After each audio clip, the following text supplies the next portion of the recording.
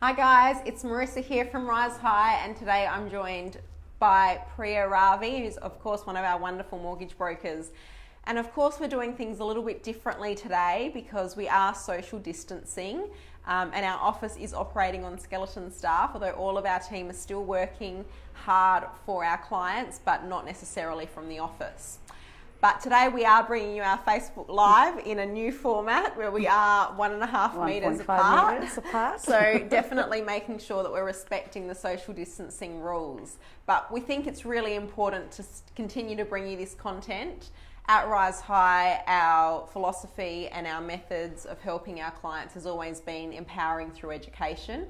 And we feel that now in the uncertain times that we're presented with in the current environment, that it's never been more important for us to keep you informed and educated about what's going on and what you can do to protect yourself and your family and get out the other end stronger. So we are going to endeavour to continue to have your back, to continue to bring you lots of content, lots of education, lots of information that will help you through this period. And we are really keen to answer any of your questions. So please get in touch with us if there's anything we can do to help you. Comment below as you're watching today. We're here to answer your questions. We are basically here for you and at your service to help you get through this period the best way that you possibly can.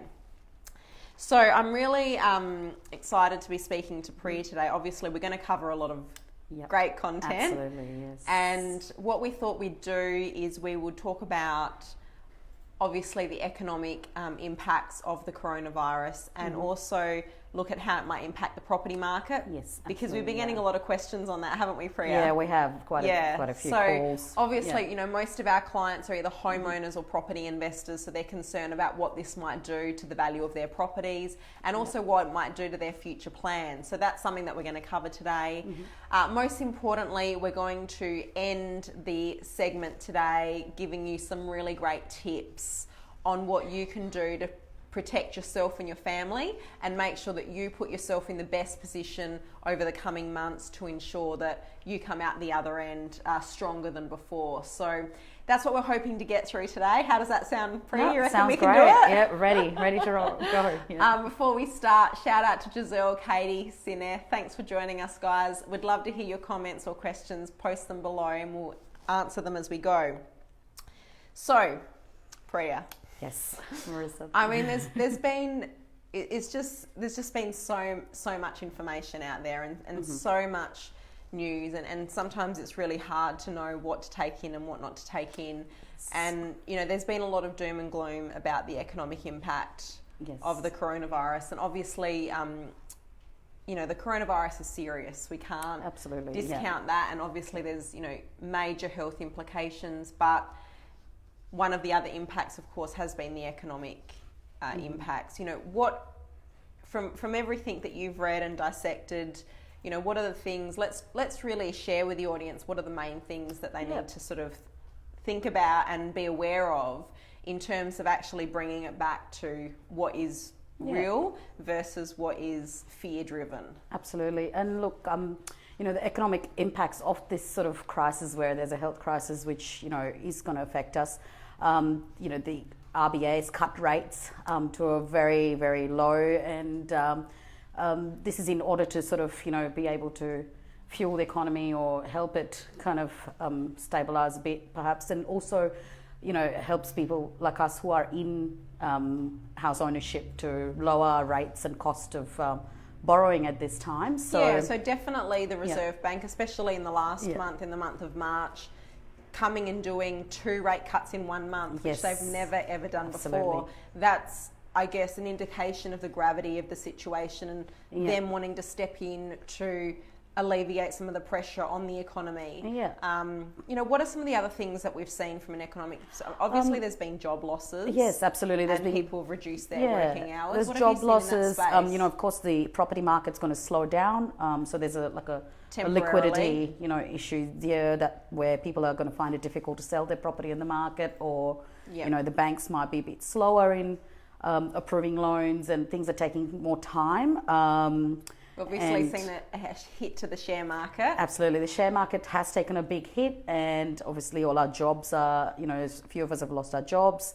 And so, what do you call it? The confidence in the market is very low at the moment. So, but saying that, the government, employers, banks, everyone's doing a lot to assist you in going through these tough times, and obviously we're here as well to give you information and take you through these tough times. So, I've heard phrases thrown around like comparing this to the Great Depression or comparing this to global financial crisis, and I just think that what is different now to what happened then is that our government seems so much well equipped, absolutely, and better informed and better educated, and has learnt from previous hard times, and has really reacted well to the economic side of ensuring that our economy survives this crisis. Yeah, absolutely, and they're fueling a lot of money into the economy, and they're providing a lot of assistance pretty immediately. Like, they've taken action quite quickly,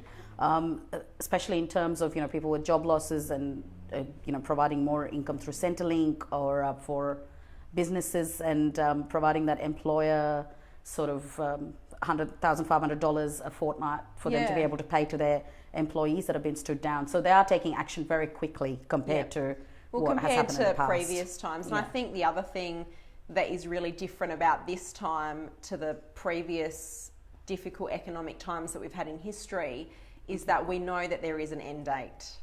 We know that what is driving the economic issues currently is that businesses have had to shut down due to social distancing rules. And we know that once there is a cure or vaccine for coronavirus, then businesses should be able to reopen. Yes, absolutely. And hopefully with the benefit, like with the allowances that the government's bringing in, businesses will be able to reopen with the same staff that they had previously, and people will basically step right back into their normal jobs and normal roles. So I feel like there's light at the end of the tunnel. Oh, absolutely. We don't know exactly the date at which that cure or vaccine will be found, but we know it's months away. They throw around 12 to 18 months as a guide, but potentially, who knows? Maybe things even could happen sooner. Absolutely, with all with every economy in the world throwing money behind it, you've got to think that potentially there's a cure sooner. So I feel like we have to acknowledge the fact that there is economic impact as a result of this crisis. Yes. Like Priya said, the Reserve Bank has acted to cut rates. Like Priya said, there's been job losses. Work hours cut, which means family incomes have reduced. Absolutely. Potentially there might be a slowing of the property market. Definitely we'll see more drop in the share market, like we've already seen, which is largely fear driven. It is. So these economic issues are real. We can't ignore them, but it's temporary. Yes, absolutely. And there is solutions and things that we can put in place now, where it's important to strategically plan what our future holds for us when we've got all this quiet time, budget a little bit, do a few sort of activities that could then prepare us for when we come out of this pretty soon. Absolutely. So we really have to take a long-term view on this, don't absolutely. we? I mean, I know that it's really difficult sometimes, especially with all the negative news in the media, to think beyond COVID-19. But it is really important to try and think beyond it, because we will get through it together and we will get on the other side. Oh, absolutely, that probably, let's, I guess I want to talk about some more positive news as well, because there are actually some positives that have come out of this. And before I do, I'll welcome James, Emily and Chrisman onto the show. Thanks for joining us, guys. We'd love to hear your comments or questions. Send them through. So, positive news, like we've said, firstly, it's only temporary. Yes, exactly. Yeah, it's got an end date. Yeah. We know that it's going to end. We know that once it ends, businesses will reopen. Yeah, everything will go back to normal slowly, but it will go back to normal eventually. But I mean, as Marissa said, let's focus on the positives, as things like petrol prices have dropped. I know. That's fantastic. A bonus. And I also think we can't ignore the positive news that's come out recently that shows that the growth rates of the coronavirus are slowing. Yeah, it is. In the last day, stabilizing it was a bit only more for us. two cases in South Australia in the last day, which is awesome. So good work, South Australians, Yeah. and good work, Australians. It seems the social Yeah, distancing's working. absolutely. So those type of statistics and results are getting us closer to a more normal way of life again, which is great. Yes, absolutely. And also, I think, now that we don't have as many activities that we do on the weekends or going out, there's a lot of time that we can sit down and plan our budgets. Like we can allocate more money towards the essential things that we need, and, make sure that we come out of this crisis like really sort of actively thinking about our finances and our future. And I think that raises another point, which is not a financial point, but I think just along the lines of what you're saying, it's actually forcing us to get back to basics and to really acknowledge and have time to think about what we value, and having that extra time at home where we would normally be taxi driving the kids around to co-curricular activities or going out on weekends has meant that we are at home, playing the board games. Yeah. Spending more time with spending family. more quality time and really back to basics of thinking what is actually important, and also having more time to focus on things that are important, like you said, like looking at your finances and budgeting and planning and having time to reflect on what things are going well in your life and what things you can improve when this situation. Exactly. And like you said, it is giving us time to connect more with our immediate family, which is your parents, your partners and your children at home. But it also is giving us more time to catch up with other friends virtually, which we haven't done. We've had Zoom meetings, haven't we? We have. Yes. So virtual drinks. Virtual drinks, and people are still connecting and talking to each other, looking after each other. I have to say a lot of shout out to a few of my friends who've gone out and cooked meals for other people who are working in the front lines. That's been so nice. The goodwill and the kindness that we've seen as a result of this crisis, hasn't it been beautiful? Oh, amazing. And people are promoting it, like smaller businesses as well through their Facebook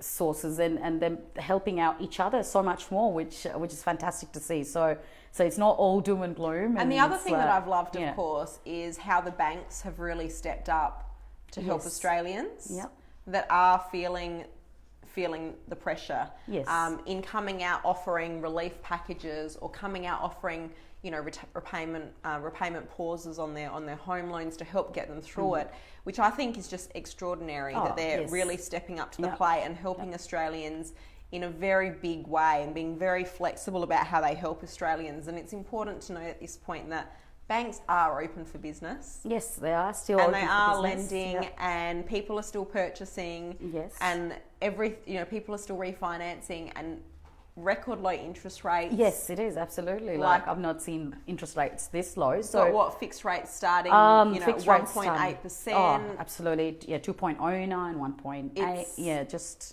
The rates are just very, very low, and rental yields are still very good, very strong. Yep. So there's definitely some good profit to be made with property still. And I think, what we're going to see with interest rates, we've had the question a lot about what's going to happen tomorrow when the Reserve Bank meet. Yep. And of course we don't exactly know, but our gut feel is that we probably can't get lower than where we are now. We are, absolutely. Like, we're on a pretty low cash rate as it is. And so, if they do this action another rate cut, we're almost at 0%. So well, they did. I mean, we're at 0.25% as a cash rate. So another rate cut will take us down to zero. Exactly. And the Reserve Bank did state in their last minutes that we've pretty much hit the bottom, and any rate they're not interested in going into negative rates. So we're pretty much at the lowest we can get with interest rates, we think. But the good news for the good news for borrowers is that interest rates are likely to stay low for a while. They are. So that could give you a bit of certainty and comfort that interest rates aren't going to go up in the near future. Of course, eventually they will go up because they can't sustain being this low, but we would say that for the foreseeable future they'll still they will remain stay pretty low. Absolutely, for the foreseeable future. And that means that there's still great opportunity out there for those who are still stable in employment, and for those who are actually still getting rent with their tenants who have still got their jobs, obviously. So we, like you said, we do see activity of settlements each week still going through. Refinances are sort of really important at this time, so that we can get you much better rates and lower your repayments to manage your budget and what is coming into your accounts. So that's really key. And also we see a lot of debt consolidation happening as well, which is very because people can save money and reduce their repayments and their cash flow. And in a time of crisis,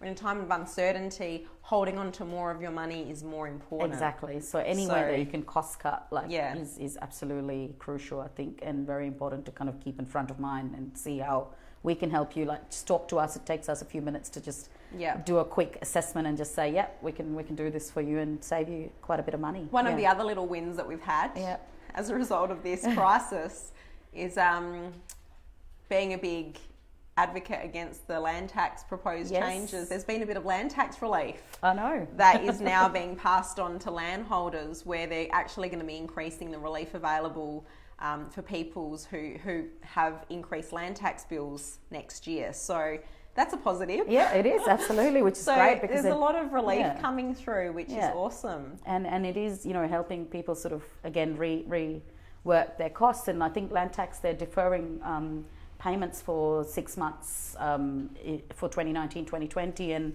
from what I understand, they are sort of... increasing the land tax rescue package up to 100% for next year and the year after. 100, that's right, exactly. Yeah. So we'll have we've got some more information about that on our blog on risehigh.com.au, where you can access all of the links for all of the grants and relief packages that we discuss in the show today. And we've got a lot of great content there for you to look at as well. Absolutely. That sort of brings us onto the government stimulus package, because of course the government has stepped up in a big way to provide stimulus, which is great. I think it's great. Yeah, it's really good what they're doing. And they have responded quickly. They've learnt from previous times in history, like we've said. A lot of, for individuals, they can get access to the Job Seeker or Job Keeper grant. We've got details about that on our blog. Absolutely, there's a lot of information on that. On the blog. Even families that are accessing the parenting payments at the moment, they will be getting additional payments to them. Businesses will of course be getting access once again to the Job Keeper, and there are some cash flow boosts and access to an unsecured funding facility that's government backed. So, how are you finding your conversations with clients, Priya, in terms of, whether they be individuals, families or small business owners? How have they responded to these relief packages, and are they feeling quite positive about it? We're getting a few phone calls, absolutely, about these relief packages and how to apply for them. And, I have lengthy discussions on how to access them, what you need to kind of be eligible for. So, SA Gov website's pretty good for that, to go and see what your eligibility criteria is. And I think we've got links for the ATO for registering your ABN and registering for that $1,500 a fortnight relief as well. Yeah, so we'll try and make sure that all of the links are in our blog on our risehigh.com.au website. On the blog page, you'll find our COVID-19 blog with all of the links. And if there's any that you want information on that you can't see there, reach out and we'll get the information for you. Absolutely. And also, I think we're just kind of letting people know that, yes, please do register. Things are taking a bit more time because there is a huge influx, and so to remain kind of, positive and not be disheartened by the time of the process it takes, but you will get there, and you will get that help from the government. They're not going to leave you sort of in the dark, and absolutely. It's just a matter of time that they will action all these packages and you will get access to those funds. Yeah, absolutely. And same with the banks. They are allowing for what they call your repayment holidays and deferral of payments. I mean, use them by all means if they're absolutely necessary. If not, chat to us first and we can direct you absolutely in the right direction. So, I mean, I think we've pretty much gone through and summarised some of the hardships, some of the positives that have come out of this crisis. And what I'd like to move on to now is the impact on the property market. Yes, yeah. Because that needs to be discussed. That's a question that we're getting all the time, very often, on a daily exactly. basis. Yeah. Before I do, shout out to Richard, Delia, Connor and Sharon. Thanks for tuning in, guys. I really appreciate you taking the time to tune in.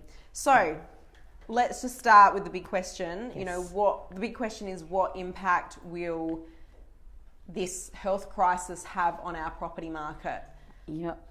So, I mean, from my perspective, Priya, and I love to hear your thoughts, but I just feel like the fundamentals of the property market, the demand and supply, they haven't changed fundamentally. No, absolutely, yeah. You're absolutely right. I mean, the fundamentals haven't changed. Yes, there's a bit of a slowdown, perhaps, because it's probably not a time when people are trying to sell at the moment. Yes. So there might be a bit of a drop of demand and supply during the period of the coronavirus. Yeah, because obviously agents, it's not as easy for them to conduct opens. Sell. Yes, exactly. But they're, in their credit and the bank's credit, they are finding very innovative ways of, absolutely managing this, because from what we know now, they're, valuers are actioning virtual valuations. The banks are accepting electronic documents. So everyone's, trying their best to keep this kind of moving in the right direction. And same with agents, they are doing virtual walk-arounds. I know it's not the same as going into a property. So as Marissa said, yes, the demand and supply has slowed, but there are people still purchasing. We're still actioning settlements and purchases and sales like pretty much every week at the moment. So yes, so just keep your eye out on the the property market, see what's out there, and if you have the opportunity to buy, why not? Absolutely. And I think one of the things that I love about property investment is that it is a lot less volatile than shares. Yes, absolutely. I mean, people have been looking at the share market, and obviously that has been fluctuating and has dropped quickly. Because it can, because every shareholder is an investor, and they can react quickly to negative news in the media, and they have been. So there's a lot of fear factor built into that share market drop. Property is a little bit different. It is, because longer transaction time.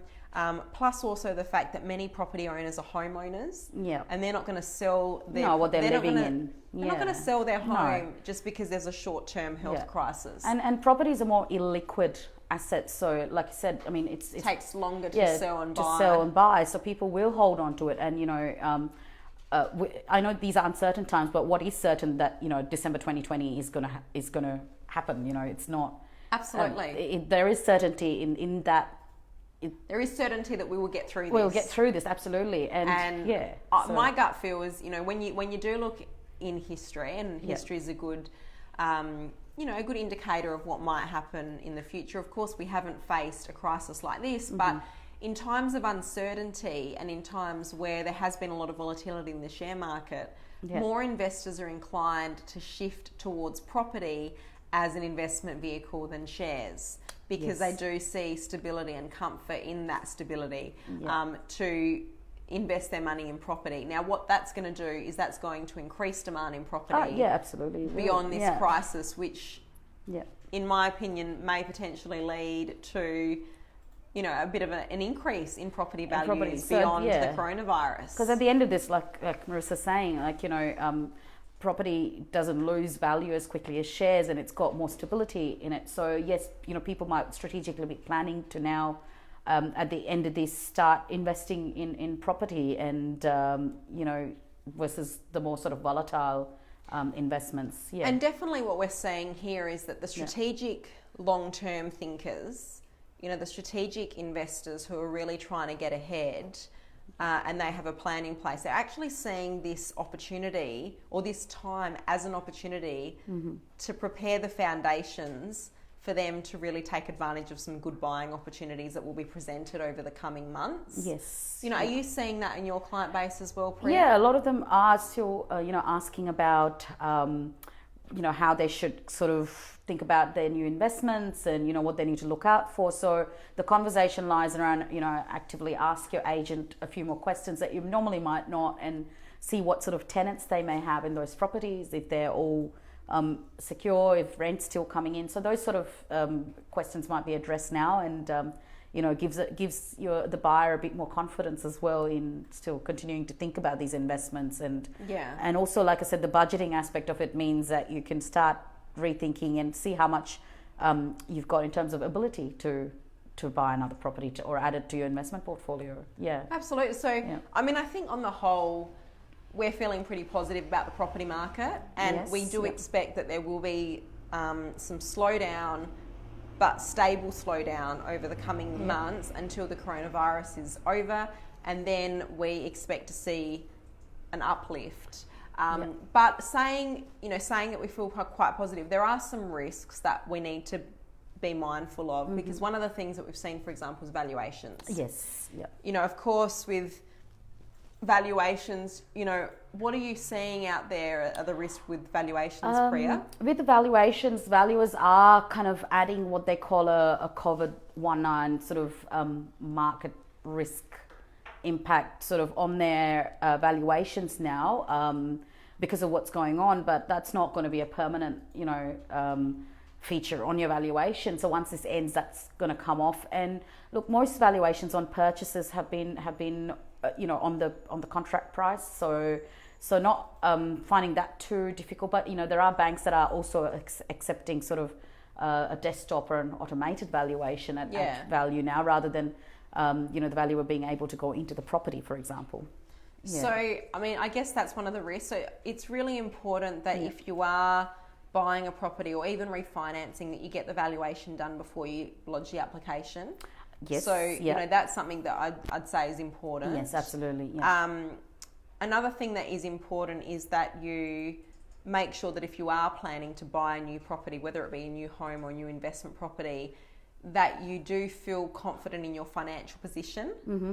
Yes, that before you actually go and start looking at property or investing in, make sure that you're stable in your jobs and or even if you're not stable in your jobs, you want to make sure you've got a backup plan. Absolutely, yeah. Savings could be, adequate savings buffer, redraw, offset accounts that you might hold. Yeah, anything that sort of makes you confident that I'll be okay for the next four months to get through this. Yeah, because it's important to note that if you apply for a loan application to buy a property, for example, and then you get that loan unconditionally approved by the bank, and then after that your situation changes, say for example you lose your job or your partner loses their job, then the bank could withdraw that approval, which could leave you losing your deposit and losing potentially more money.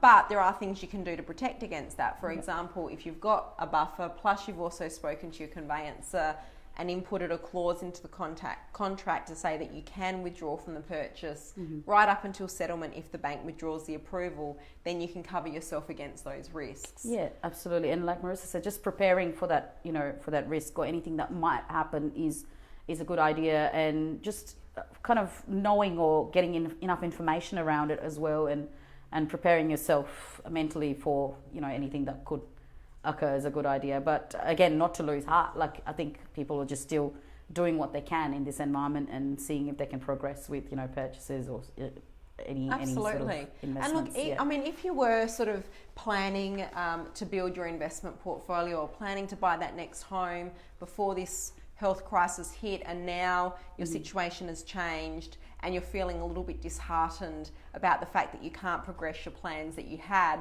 I would really reach out to you and say, please don't be disheartened by it. This is a minor setback. It's a temporary situation that will go away soon.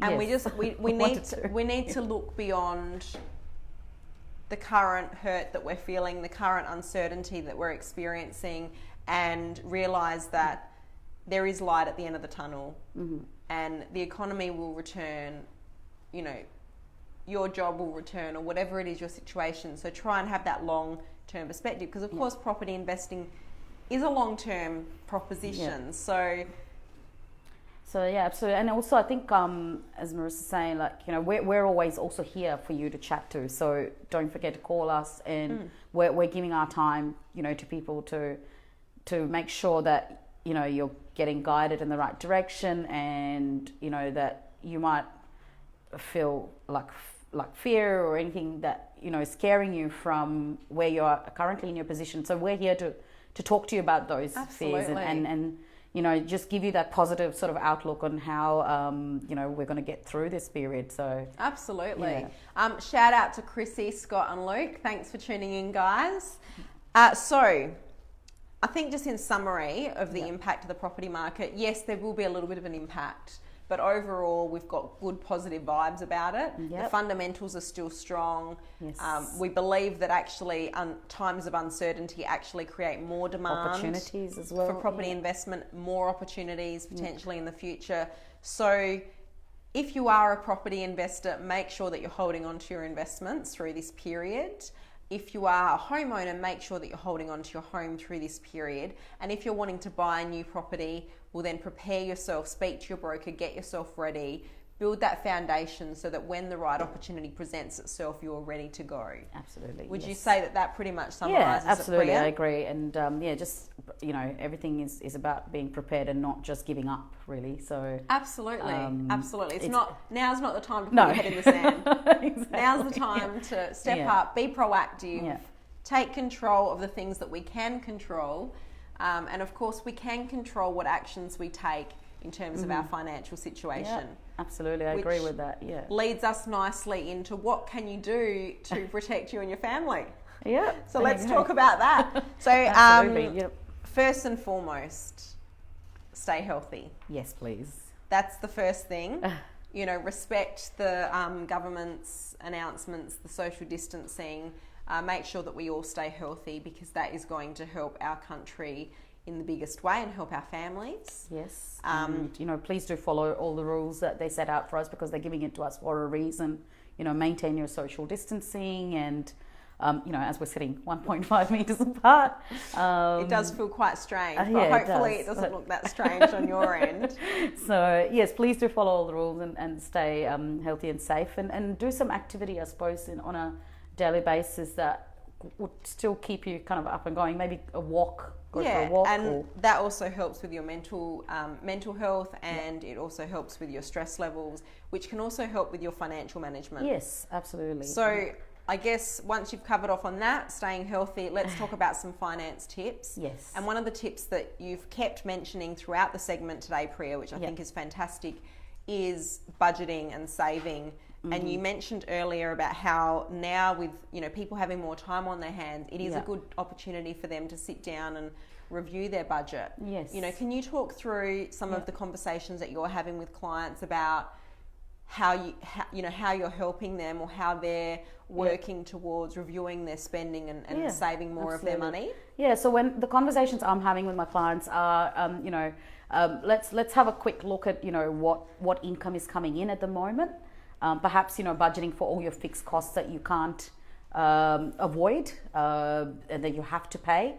Speak to us about maybe see how you can lower repayments perhaps and debt consolidate so that we can bring those fixed costs down for you and help a bit more with kind of using less of your income towards those fixed costs, and then that leaves you with a kind of a surplus that you look at. And what you've got to factor in is your living expenses, So then you're looking at, okay, so I'm not going out for dinners much anymore. Kids' activities might have been dropped. So where am I saving extra money here? And start putting that into perhaps like a savings fund for, either factoring in for the next few months of maybe say if one partner does lose a job, that you have that extra surplus fund sitting there. So that's sort of budgeting, and like we were discussing, petrol prices are really low and you're not driving much to many places anymore. So that's right. Transport. Clearly there are going to be expenses that are reduced, like you've mentioned. Yeah. But we also need to realise that there are probably going to be some expenses that are increased. Correct. If your family's spending more time at home, your gas, electricity, internet bills might increase. Yeah. So make sure that you're prepared for that as well. It's really about making sure that you are prepared and taking proactive control over what you're spending and what you're saving. Yes, and absolutely. I think it's times like this that really remind us the importance of having that emergency savings fund. Yes. And I'd really sort of throw out there that if you haven't felt prepared for this, and if this has caused you financial stress and emotional stress, then I'd really encourage you to revisit your habits, your money habits that you've had prior to COVID-19, and think about whether you can make some changes beyond COVID-19 when life resumes to some sort of normality that will enable you to develop or build a savings emergency fund that will cover you for at least 3 to 6 months of expenses, so that in the future, if you do lose your job or if there is a reduction in income, an unexpected reduction of income, you can actually get through that period. You can, yeah, and without having going through the stress or worry, you have that buffer and you know that it's always going to be there. So this is a really good time to put that extra money. And as Marissa said, yes, some expenses would have increased, like your shopping or keeping the kids busy at home sort of activities, but absolutely. But it's a good reminder to be very conscious of where you're spending your money, and putting that extra money aside for a rainy day almost. Yeah, absolutely. I mean, I think in all times of hardship there's always learnings. Yes, absolutely. And I think one of the biggest learnings here is that it is really important to have that safety net. Yes. To have that savings buffer and to actually be spending less than you're making. Yes, that's right. Yeah, absolutely. So that you're actually paying yourself first and saving some money. And that's a huge lesson that you always kind of pass on to other people when Marissa is discussing financial well-being or thing. It's about paying yourself first. Absolutely. So hopefully that's a lesson you can take out of this. So we've talked about savings and budgeting. We've talked about refinancing and debt consolidation. We're seeing lots of people save thousands of dollars each year by doing that. So that is definitely something you should look at. The other point that I want to make is, we've already mentioned it today, but prepare yourself for good buying opportunities. Mm-hmm. Yes. What can people do to prepare themselves for good buying opportunities in the coming months, Priya? Like, if they reach out to you, like what can they actually do to set themselves up so they've got the borrowing capacity and they can prepare themselves for the buying opportunities that will be presented in the future? Yeah, absolutely. And I think this is very important. So it's a good thing to kind of, if you're already an investor, to look at your current sort of structure of how your investment properties are all placed and your owner occupied. See if there's either savings or extra equity that you might be able to use when you come out of this to perhaps purchase an investment property at a lower cost. Now, if you are a first home buyer, then again, this is the time to try and put some extra savings away and increase that deposit that you've got. And again, when we do come out of this, or you're in a position to buy, that you can kind of go and find some bargains and be able to negotiate a bit further with the agents if they don't have enough demand for purchasing their, and someone wants to sell their property. You could potentially buy it at a much better price than you would have been able to when there's plenty of buyers in the market. So absolutely. That's very important. So that's with first home buyers and investors alike, just to keep an eye out there and see what opportunities arise from this. And then you could also be a bit more innovative in your thinking and see if you can, perhaps you might want to use some sort of other opportunities or employment opportunities while you're sitting at home. You might be able to do something else to generate some extra income. Absolutely. And put some extra savings aside. It's times of adversity that forces you to think outside the box. Yeah. But definitely we think that there are good buying opportunities moving forward, so get yourself in that position. Yep. I guess now let's move on to those who might be struggling financially a little bit as a result of coronavirus. And one of the big things that I want to say is please, please, please try and avoid payday lenders, credit card, racking up credit card debt, and even things like Afterpay that are deceptively misleading with how much interest you're actually having to pay.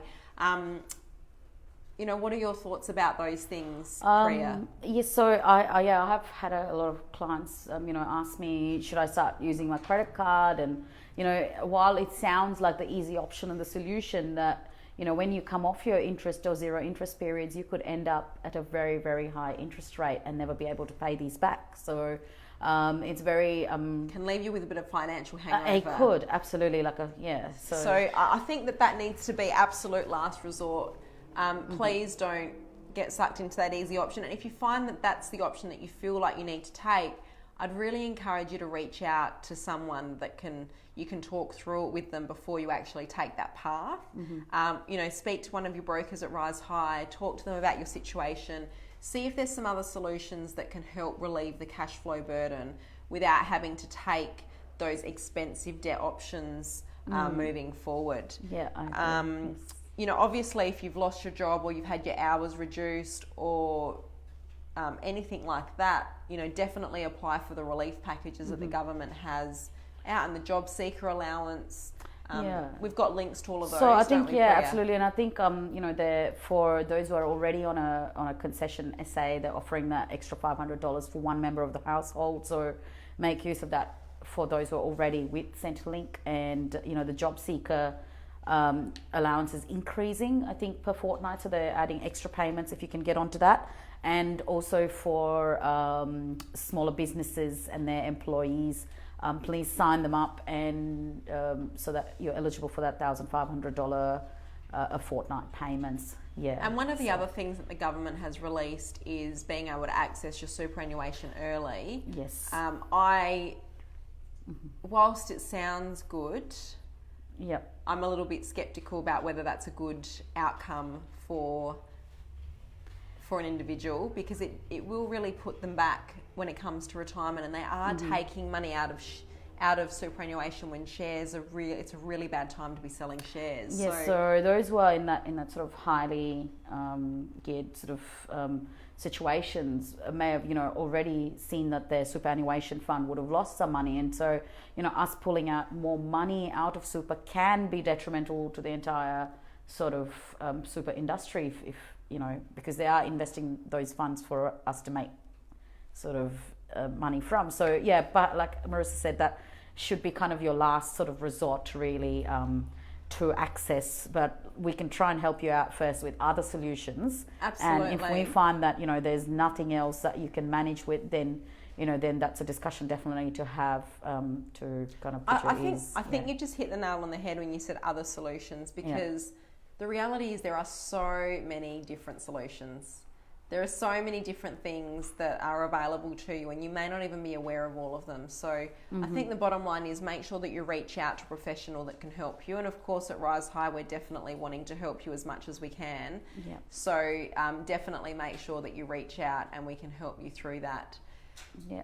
So I guess just to summarise, we did talk about the fact that, you know, there is a bit of a hit to the economy. We talked about that. We also talked about the fact that we feel quite confident about the property market moving forward, and what, you know, what the outcome for the property market might be. We talked about the fact that, you know, there are a number of things you can do. So I'm just going to summarise those. So we talked about staying healthy, making sure that you've got good savings and good buffer, refinancing your home loan to a cheaper rate debt consolidation, preparing yourself and setting yourself up to take advantage of good opportunities in the future. We talked about, for those that are struggling, you know, just avoiding the credit cards and the payday lenders, registering for the government relief packages, and basically staying positive is the key. It is, absolutely, yeah. And, you know, staying positive, surround yourself with people who are being positive, and, you know, that you all promote each other to be positive. So, and stop watching the news. Yes, I would agree. Focus on the information that is accurate, which is the information that comes from Treasury and the Prime Minister and the Premier, and try and avoid all of the other media sources that are, you know. Yeah, absolutely. And I think watching the news is a huge thing that I kind of stopped doing, because the first week I remember sitting there, you know, watching the updates quite regularly, thinking, oh, this is not what I want to do. You know, it's not putting me in a right frame of mind to carry on my work and be positive for my clients. So I had to kind of minimize that. It's not helpful in any way, no, is it? and focus on, you know, other things, and helping each other out. And so many things have started up on the, you know, like I said, there are social groups on the internet. There's like people who are running physical fitness training sessions online, and dance classes even. So, or you know, like we had Zoom drinks the other night. So there's lots happening there that you could keep yourself occupied with. So yeah, do not lose faith in, you know, what's going on. Lose faith in your own situation, and talk to us, like I said, and, you know, we'll all kind of motivate each other to get through this. So that's it for today, guys. Thanks so much for tuning in. Thanks for watching. We do have a blog on our website, risehigh.com.au, with a lot more information and links to everything that you need. We're here to help you. We're happy to volunteer to help anyone in the Rise High community, or any of your family or friends, that just want to have a chat and want to know the best way forward for them, we are here for you. So please reach out if there's anything we can do to help you, any information you need, we've got your back. Thanks, and we will see you again soon. Thanks. Bye. Bye.